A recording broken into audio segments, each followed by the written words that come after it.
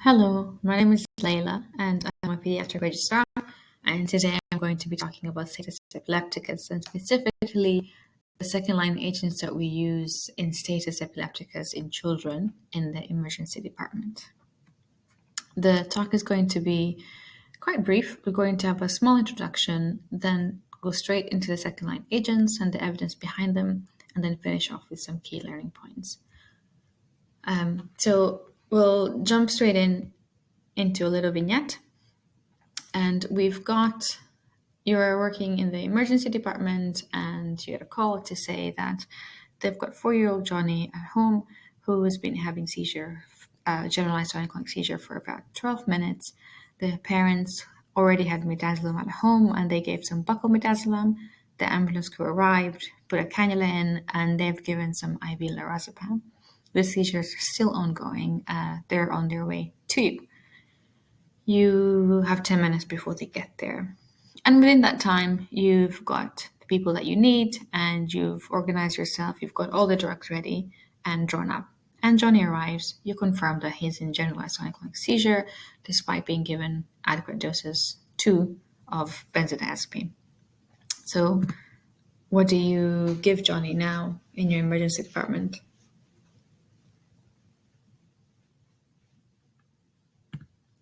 I imagine there will be probably 2 main categories. There will be some people who would have said or thought levetiracetam and the phenytoin group.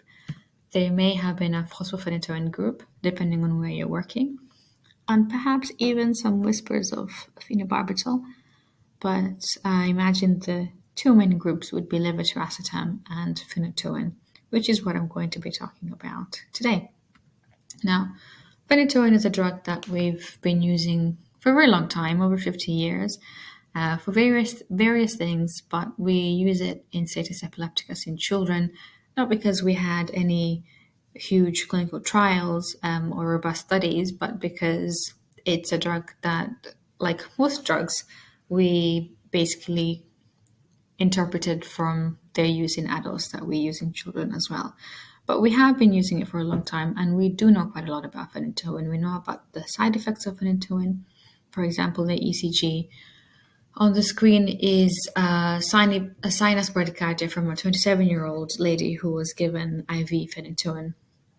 And apart from cardiac arrhythmias and bradyarrhythmias specifically, you can get quite serious, even life-threatening hypertension, and you can get significant extravasation injuries. And because of that, we give phenytoin as a slow infusion, because we know that by giving it slowly, we reduce some of the risk of these adverse events, and that's why we give it over 20 minutes. The other issue with phenytoin is interactions. So phenytoin interacts with all drugs that are affected by the cytochrome P450 enzymes, and it's also very tightly bound to albumin. So drugs that displace it from the albumin, like ceftriaxone, which we use quite a lot in practice, can affect the concentrations of phenytoin, which is a zero-order kinetic drug, which means a small change can result in a much bigger concentration, which can then result in the adverse events. And the other interaction is when you're actually giving phenytoin, there are some drugs that are not compatible with phenytoin in the same IV line. So you have to be careful or use a separate IV line for the phenytoin. So despite the fact that we know a lot about it, we do also know that we've got a lot of issues with phenytoin. So Keppra, FDA approved in 1999, so a much newer drug that we know it doesn't have as many serious adverse effects. You can give it faster, over 5 minutes, and it doesn't have the same level of drug interactions that phenytoin does, which begs the question, is it better? And that's the same question a lot of people wanted to be answered, including these 3 groups. So Eclipse in the UK and Concept in Australia and New Zealand thought that levetiracetam was better, and that's how their studies were arranged. Both of these were superiority studies. And Essel was looking at levetiracetam, but looking at levetiracetam and other drugs, which we'll have a look at in a minute. So looking first at Eclipse, this was a UK study by the Peruki team over 30 centers, and they looked at 286 children between 6 months and 18 years, looking at phenytoin and levetiracetam. And their primary outcome was time from randomization to clinical cessation of the seizure. So from when they decided that they need a second-line agent to when the seizures stopped.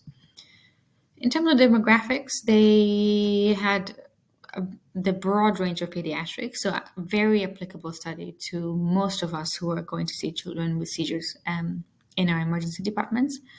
It was unfortunately, however, open label, but quite understandable why. They found it difficult to double blind because phenytoin and levetiracetam have different infusion rates and so would be very easily identifiable by their infusion rates. Now, they mentioned clinical cessation. Their primary outcome was one of their limitations, as opposed to, say, taking timed intervals to see if the drug had worked.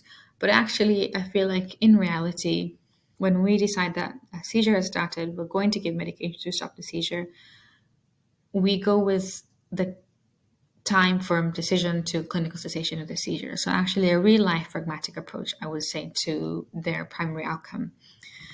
They did also talk about adverse events, which is something that we know about phenytoin. However, unfortunately, they didn't do any statistical analysis on the adverse events, and so very difficult to know whether these were random or statistically significant events, which is actually an important thing to know.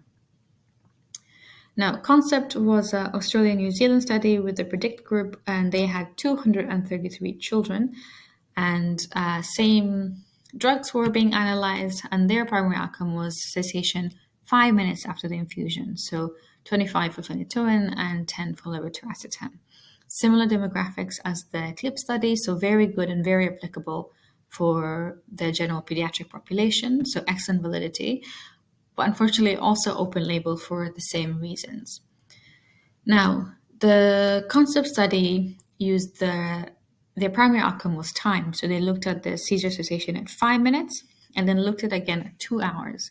The difficulty with this is that because phenytoin and levetiracetam are being given over different times, then it's not very easily and comparable because you have 25 minutes for the phenytoin and 10 minutes for the levetiracetam. And the second thing about the time-linked outcomes was that by looking at the cessation of the seizure 2 hours, there were children who were intubated before 2 hours, so RSI performed before 2 hours, and children who have been intubated will be sedated and it will be very difficult to assess for seizures. And so it makes the data taken from the 2 hour subgroups difficult to analyze and difficult to accept at face value. The final thing is their exclusion criteria. So the CONCEPT study excluded children who were already on phenytoin or levetiracetam. And actually, in real life, we do see quite a lot of children or a group of children who are already on antiepileptic medications, including levetiracetam, before they arrive in the emergency department. And so we can't then apply any of this data to those children because we don't know how it affects them and how it works for them. The final group was ESSET. This American study, which unfortunately was a mixed population with only 158 children, looked at 3 different drugs, and their outcome was cessation of seizure at 1 hour with an improvement in the conscious level. Unfortunately, as I've mentioned, the demographics was a mixed population. They did manage to do it at double blind by giving over 10 minutes all 3 drugs, and that's because phosphophenytoin, unlike phenytoin, which is a second metabolite from phosphophenytoin, is less likely to give adverse events, but still needs to be metabolized to phenytoin in the body. And it was difficult to understand their first-line therapy. They do give benzodiazepines as their first-line therapy, but the information they provided suggested that actually their protocol is not quite the same as our APLS protocol. And so, again, difficult to interpret in our own clinical practice. And finally, there was no subgroup analysis for the children, and so difficult to know how applicable it is to the pediatric study. But what was the outcome for all of this? Well, in all 3 papers, they found no difference in comparison between phenytoin and levetiracetam. Which brings us back to this exact situation that we started with. And we say, so what do you give him? And it might seem like you're stuck because we haven't really changed anything. But actually, I would challenge you to change the question, not to, so what do you give him, but to, what do you give him first? Because even though we haven't found a difference, a superiority in the levetiracetam, we have found that by looking at these three papers, that it is effective as phenytoin in terminating the seizures with less adverse events and quicker administration times. So actually, I say you can give the levetiracetam first. If the seizures are still going, you then give the phenytoin while then you have 20 minutes to prepare for your RSI and get your team ready for intubation. So even though it hasn't suggested that levetiracetam is better, which is a little bit disappointing, it at least has shown that it can be used and they can be used together, which is what they did in the studies as well. And that's pretty much the talk. Thank you very much for listening to it. If you have any questions, I've linked my email there, so you feel free to email me. And there's a shortcut URL to the references below.